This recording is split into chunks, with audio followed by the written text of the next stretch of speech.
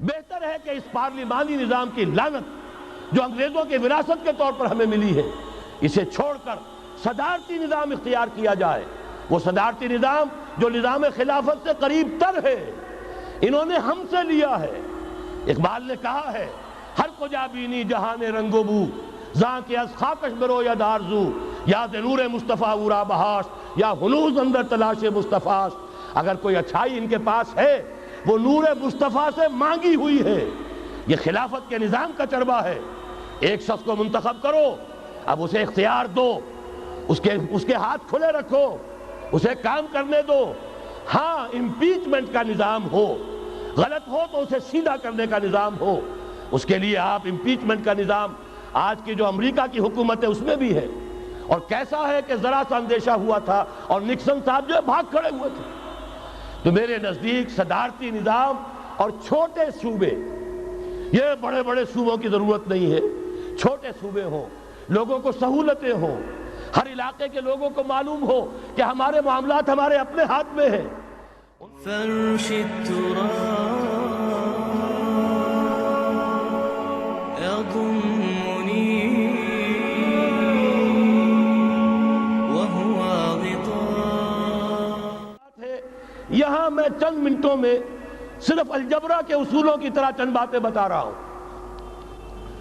جو بھی آپ کا آج نظام ہے، 3 شرطیں پوری کر دیجئے وہ خلافت بن جائے گا، سیاسی اور دستوری اعتبار سے۔ نمبر 1، حاکمیت اللہ کی، اور اللہ کا شکر ہے یہ ہم کر چکے۔ اللہ جزائے خیر دے جنہوں نے محنت کی تھی، اللہ جزائے خیر دے جنہوں نے وہ تحریک اٹھائی تھی مطالبہ دستور اسلامی، اور پھر جنہوں نے مدد کی تھی، اللہ تعالیٰ انہیں جزائے خیر دے۔ بہرحال وہ اب ہمارے دستور کا حصہ ہے۔ حاکمیت اللہ کی، اس حاکمیت کا ظہور کیسے ہوگا؟ آپ کے دستور میں یہ طے کر دیا جائے، کتاب و سنت ہر شے سے بالا تر ہے، دستور سے بھی بالا، عدالتی قوانین سے بالا، پارلیمنٹ سے بالا، سینٹ سے بالا، صدر سے بالا، سپریم کورٹ سے بالا، ہائی کورٹ سے بالا، ہر شے سے بالا کتاب و سنت۔ جب تک یہ نہیں ہوتا، قرارداد مقاصد کی حیثیت ایسی ہے کہ جیسے آپ سینما ہال کے اوپر آگے جو ہے قرآن مجید کا کوئی کتبہ لگا دیں، اس کے سوا کچھ نہیں۔ یہ بھی غنیمت ہے کہ قرارداد مقاصد پاس ہوئی، اصل شرط یہ ہے کتاب و سنت کی ٹوٹل بالادستی۔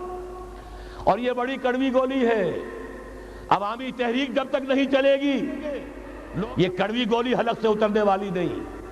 یہ آئی جے آئی کی حکومت میں نہیں اتری، اسلام کے نام پر اقتدار میں آئے، اسلام کے نام پر آئی ایس آئی نے آئی جے آئی بنوائی، اسلام کے نام پر انہیں ووٹ ملے، 2/3 کی اکثریت ملی، اس کے باوجود شریعت کی بالادستی کا ایکٹ، شریعت کی بالادستی کی دستور کے اندر ترمیم پاس نہیں کرائی گئی۔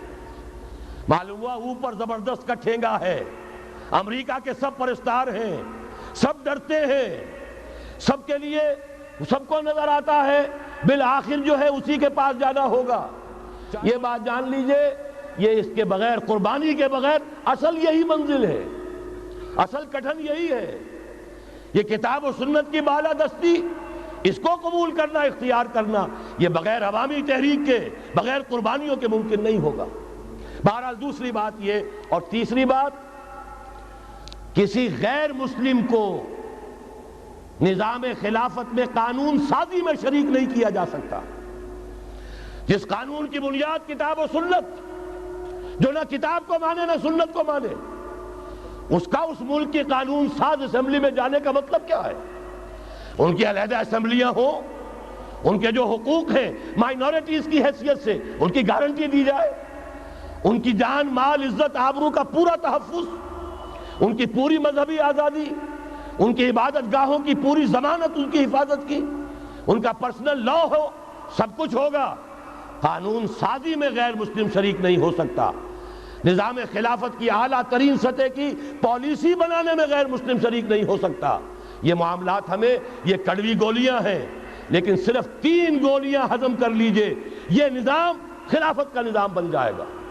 البتہ چوتھی بات اور عرض کر دوں، وہ کہتا ہوں بہتر ہے کہ اس پارلیمانی نظام کی لعنت جو انگریزوں کے وراثت کے طور پر ہمیں ملی ہے، اسے چھوڑ کر صدارتی نظام اختیار کیا جائے۔ وہ صدارتی نظام جو نظام خلافت سے قریب تر ہے، انہوں نے ہم سے لیا ہے۔ اقبال نے کہا ہے، ہر کجا بینی جہان رنگ و بو، زاں کے از خاکش برو یا دارزو، یا نور مصطفیٰ اورا بہاش، یا ہنوز اندر تلاش مصطفیٰ۔ اگر کوئی اچھائی ان کے پاس ہے وہ نور مصطفیٰ سے مانگی ہوئی ہے۔ یہ خلافت کے نظام کا چربہ ہے۔ ایک شخص کو منتخب کرو، اب اسے اختیار دو، اس کے ہاتھ کھلے رکھو، اسے کام کرنے دو۔ ہاں امپیچمنٹ کا نظام ہو، غلط ہو تو اسے سیدھا کرنے کا نظام ہو۔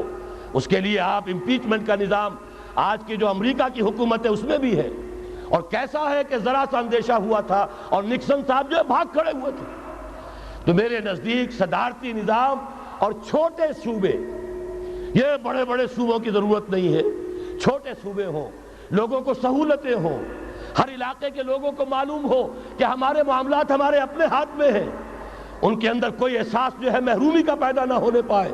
اس لیے کہ وہی چیز ہے جو سیاہی گھول دیتی ہے۔ کون سیاہی گھول رہا ہے وقت کے بہتے دریا میں؟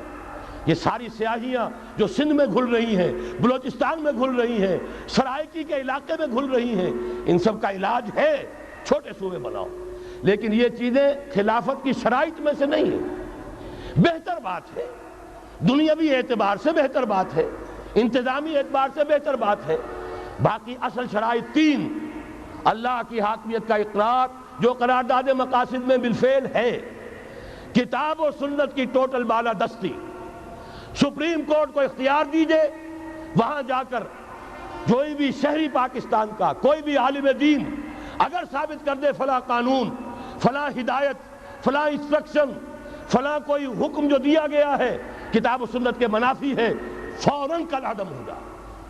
اور تیسری بات، غیر مسلم پروٹیکٹڈ مائنورٹی ہوں گے، ان کی جان مال عزت آبرو کی حفاظت ہوگی، لیکن یہ کہ وہ برابر کے قانون سازی کے حق میں شریک نہیں ہو سکتے، اس لیے کہ یہاں کتاب و سنت منبع ہے قانون کا جس کو وہ تسلیم نہیں کرتے۔